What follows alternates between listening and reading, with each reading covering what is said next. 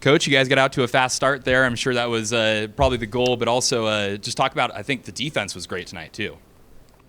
Yeah, I give a lot of credit to our associate head coach, Lori Kane. She gave us that scout and really dialed it in and had it very exact yesterday as far as how we wanted to guard them. So knowing personnel is big. You know, when you play these teams that you've probably played some of the players in the past, you know, our older players have certainly know these players. We call everybody, if we're watching USC or UCLA, you're watching them play a common opponent, and we're calling both teams by their names. Like our young ones are going, who is that? Who is that? So this is a team that we know pretty well, you know, and a team that you know, we felt like we knew what they wanted to do, and then it was just a matter of us being locked in and being good. So happy with our defense, happy with our start, you know, not so happy with our second and third quarter scoring. Tara kind of talked about a little bit of the frustrations from Thursday of taking or against the loss to Santa Clara, I should say. Was it just trying to get that game out of your head and trying to move on to, you know, get this game and then going down to Santa Clara after this? I think every game is just, you know, ultra important for us. I mean, if we don't grow from our last win or loss, you're going to see it again. So Santa Clara, we had to watch some things, and some of those were just, you know, it wasn't really us to take, you know, really, really bad quality a shot with the shot clock still, you know, 12, 14.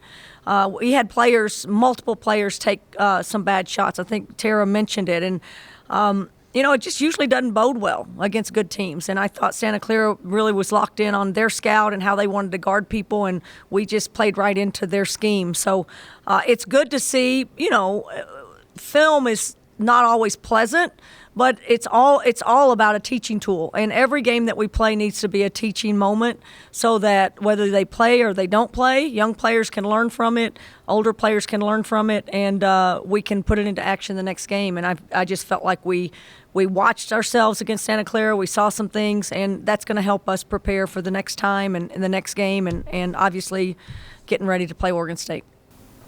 What did you think was the biggest difference in Thursday's performance versus today's performance? You know, I think this team still has to play with a lot of passion, and I think we're still a little inconsistent there. Everybody plays hard at this level. I thought Santa Clara outworked us. I thought some of their players were so gritty and so determined, and we were on our heels, and they took it to us, and we were a little surprised by that. And I just wanted us to be really aggressive, great energy, great body language the entire game, and to respond the right way. It was nice to see the ball go in the basket when they were zone early in the game. That got us off to a good start, and now we just have to be better at adjusting to when people switch back to man. Coach, how have you seen Alex grow, especially in the last 4 games, to where this is, I think, 3 straight now in double figures, and there just seems to be more of an aggressiveness when she gets the ball in the paint and a little less hesitation? Yeah, really proud of her. Less dribbling, you know, just very decisive, and we call it trying to be a little twitchy instead of, you know, lumbering or slow action. Sometimes they overthink it down there. I feel like she's just stopped overthinking it and just gotten to some jump hooks and some things that are really hard for the other teams to block because of her size. And I feel like we've made an emphasis on trying to get the ball into her the first 8-10 seconds of a shot clock, and letting her have the freedom to run wherever she wants to, those 8 seconds in the lane. She doesn't have to come to ball side. Sometimes she gets muscled and pushed out. She can just run to the backside, and we'll still try to work to find her. So credit to our team to really find those opportunities. Need to continue to grow that in her and our team to have confidence to throw it in there, because, again, I think when she went out, and we went back to the bench, we didn't quite have that same effectiveness in the low post. So we've got to get that from whoever is running the floor. Going back the last 4 years, you've generally gone with the same starting 5 from game 1 to game 30, a couple injuries notwithstanding.